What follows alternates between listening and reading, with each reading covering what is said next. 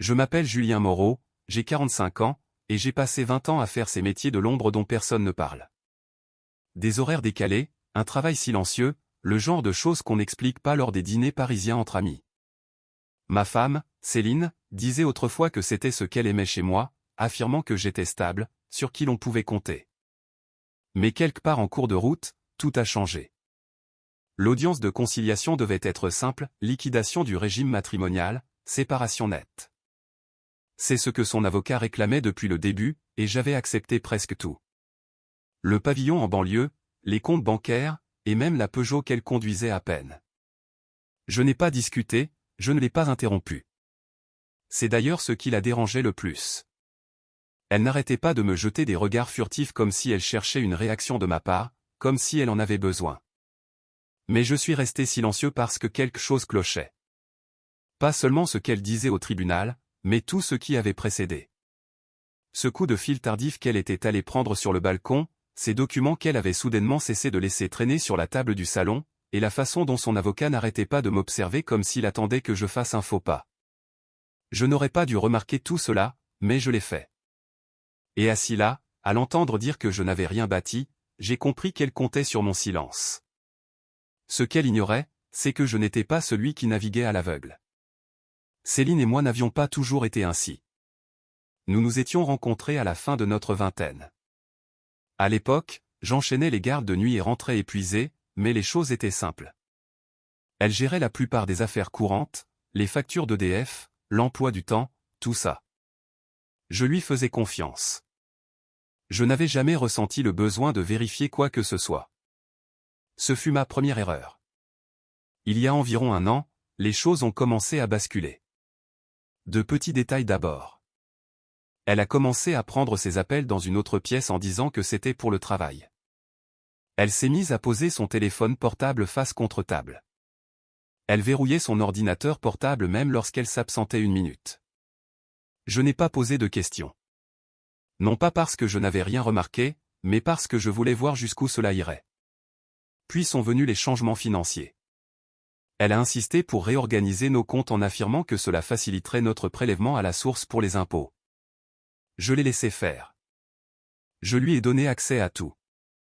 Quelques semaines plus tard, je ne parvenais plus à trouver certains relevés bancaires. Rien d'évident, juste des trous, des documents manquants, des virements qui ne correspondaient pas tout à fait. Quand je lui ai posé la question, elle a balayé ça d'un revers de main. Des erreurs administratives de la banque, a-t-elle dit. J'ai hoché la tête, mais j'ai cessé de fermer les yeux. C'est à ce moment-là que j'ai commencé à vérifier les choses par moi-même, discrètement, la nuit, au petit matin, dès qu'elle n'était pas dans les parages. Et plus je cherchais, moins les comptes y étaient. Il ne s'agissait pas seulement d'argent, quelque chose de plus gros se tramait. Et quoi que ce fût, elle ne pensait pas que je m'en rendrais compte. La première vraie faille est apparue un mardi soir. Céline prenait sa douche. Son téléphone s'est allumé sur le comptoir de la cuisine. Je n'avais pas l'intention de regarder, mais l'écran est resté allumé plus longtemps que d'habitude. L'aperçu d'un SMS est apparu, tout sera prêt avant l'audience. Aucun nom n'était enregistré, juste un numéro. Ce n'était pas normal. Je n'ai pas touché au téléphone. Je n'en avais pas besoin. J'ai mémorisé le numéro. Le lendemain matin, j'ai fait une recherche. Ça n'a pas été long. Il appartenait à un petit cabinet de conseil situé dans le 8e arrondissement, spécialisé en restructuration financière et juridique, le genre d'endroit auquel les gens font appel lorsqu'ils veulent déplacer des capitaux en toute discrétion. C'est là que le puzzle s'est assemblé. Les relevés manquants, les changements soudains de compte, le silence. Elle ne faisait pas que mettre de l'ordre. Elle préparait un coup. Je ne l'ai toujours pas confrontée. À la place, j'ai commencé à monter un dossier. Chaque transaction à laquelle j'avais encore accès, chaque mouvement de compte, les dates, les heures, des captures d'écran. J'ai même demandé les relevés archivés directement au siège du Crédit Agricole. Cela a pris plus de temps, mais ils ont fini par arriver. Et quand je les ai eus, la chronologie est devenue limpide. L'argent ne disparaissait pas.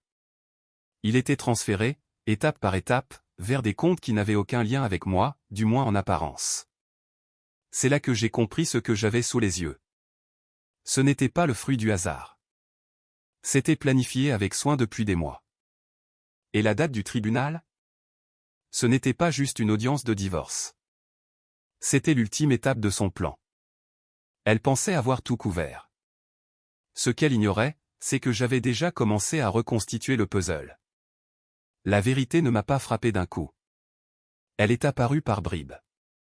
Un virement sur un livret à par-ci, une assurance vie clôturée par là. De petits montants d'abord, puis des sommes plus importantes. Toujours synchronisées juste avant l'édition des relevés bancaires. Un travail propre, méticuleux, mais pas parfait. L'un des relevés archivés comportait un détail qui avait dû lui échapper. Un compte rattaché, ni à son nom ni au mien, mais lié à l'un de nos premiers virements depuis notre compte joint. J'ai remonté la piste. C'est là que j'ai vu son nom, Vincent Dubois. Un nom que j'avais déjà entendu. Il m'a fallu une minute pour le replacer. Puis j'ai fait le lien. C'était le consultant en patrimoine de son avocat, travaillant pour ce même cabinet lié au numéro de téléphone. Il ne se contentait pas de la conseiller. Il conservait l'argent, le faisant transiter par des comptes qui ne remontaient pas jusqu'à nous. J'ai continué à creuser. Des emails que j'ai récupérés depuis une vieille sauvegarde cloud. De simples fragments, mais suffisants. Il préparait cela depuis des mois. Transférer le patrimoine, faire croire que je ne possédais rien, puis se présenter au tribunal pour affirmer que je n'avais jamais rien bâti.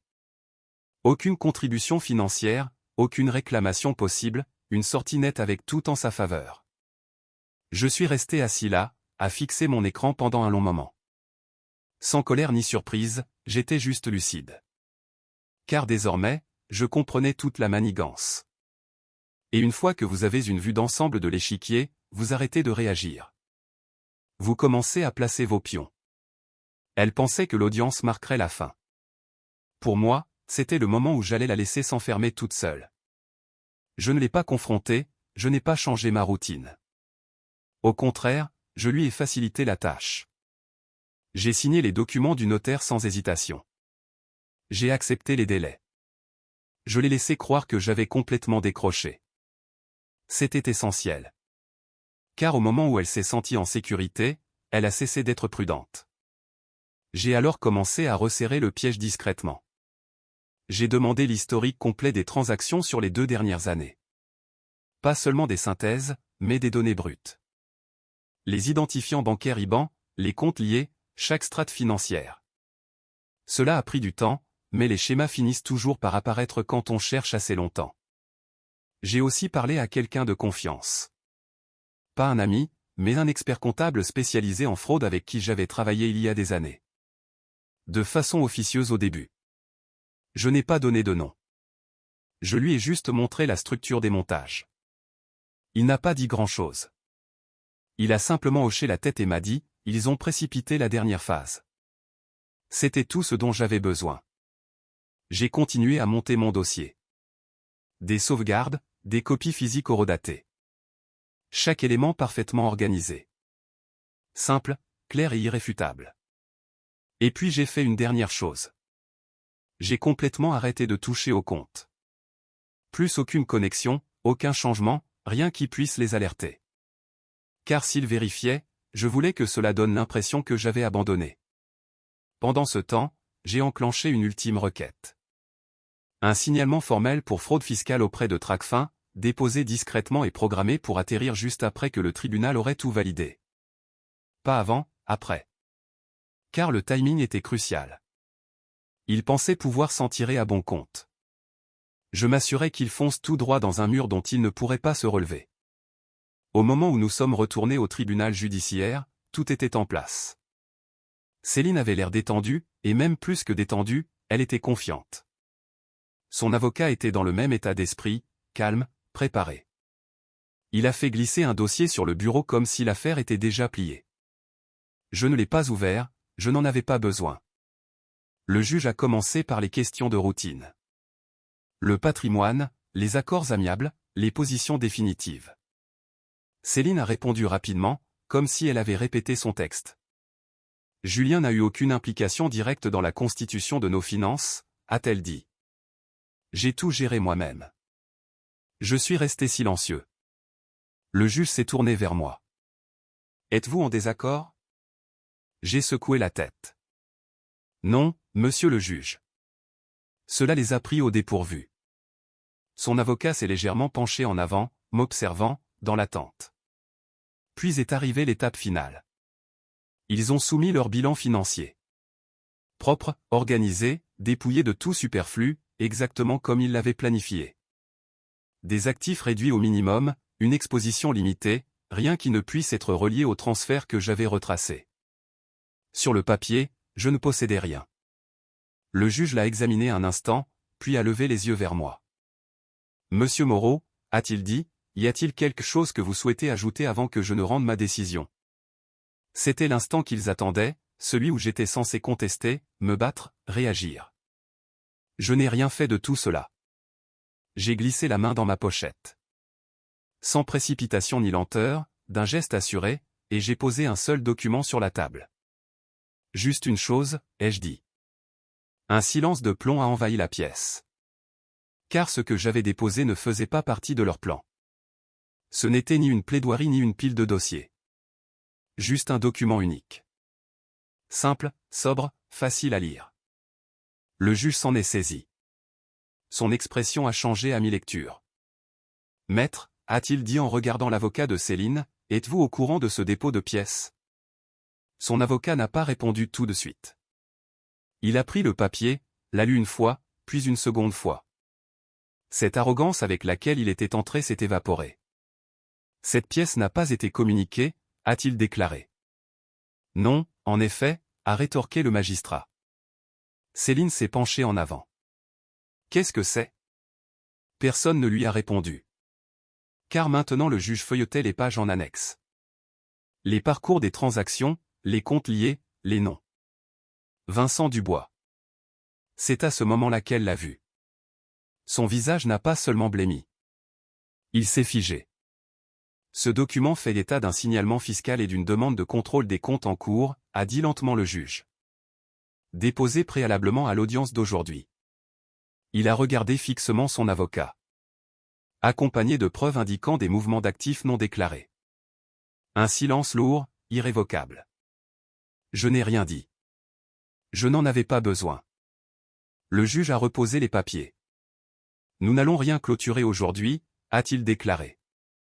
Cette affaire est renvoyée pour une expertise financière complète du patrimoine. Céline s'est tournée vers son avocat en chuchotant de façon rapide et cinglante. Il n'a pas répondu. Il s'est contenté de fixer le document comme s'il cherchait une échappatoire. Mais il n'y en avait aucune. Car cette audience n'était pas leur ligne d'arrivée. C'était le point de bascule où tout commençait à s'effondrer. La salle d'audience n'a pas explosé de colère. Il n'y a eu ni cri ni drame, juste un silence. Ce genre de silence qui s'installe quand tout le monde comprend exactement ce qui vient de se passer.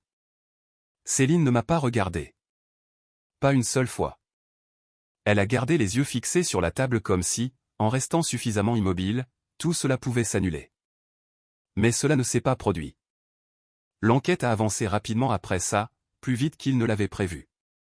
La brigade financière a signalé les comptes, retracé les virements, relié les noms.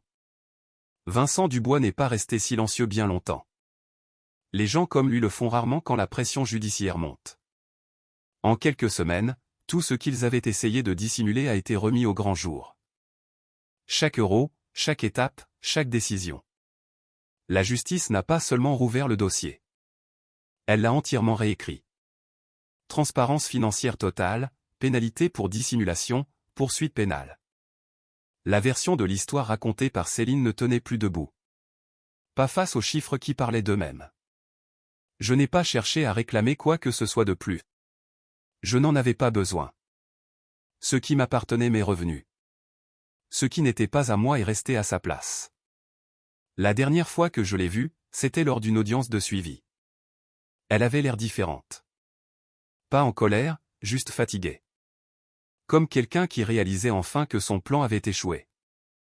Alors que nous sortions, elle a prononcé une seule phrase. Tu savais. Je l'ai regardé une seconde, puis j'ai hoché la tête. J'en avais vu assez.